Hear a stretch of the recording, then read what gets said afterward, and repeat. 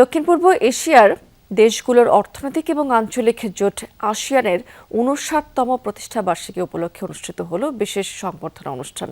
সোমবার সন্ধ্যায় গুলশানের একটি হোটেলে বর্ণাঢ্য এই সংবর্ধনা অনুষ্ঠানের আয়োজন করে ASEAN Dhaka committee.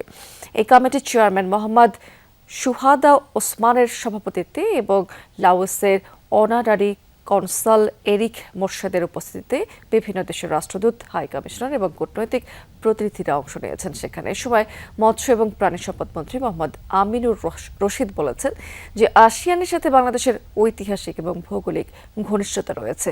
Blue economy, কৃষি এবং মৎস্য খাতের সম্ভাবনার কথা তুলে ধরেছেন এই সময় মন্ত্রী। আরও বলেছেন, প্রায় ৫০ লাখ মার্কিন ডলার বাজেটে Bangladesh ASEAN cooperation project on fisheries and aquaculture প্রকল্প সফলভাবে কাজ করছে। এ সময় বাণিজ্য বাড়ানোর পাশাপাশি তথ্য প্রযুক্তি, পর্যটন এবং সংস্কৃতি খাতে একসঙ্গে কাজ করার উপর গুরুত্ব আরোপ করেছেন। আসিয়ান পরিবারের বাংলাদেশে আনুষ্ঠানিক অন্তর্ভুক্তির মাধ্যমে আসিয়ানের সাথে বাংলাদেশের সম্পর্ক আরও অর্থবহ ও সুদৃঢ় হবে।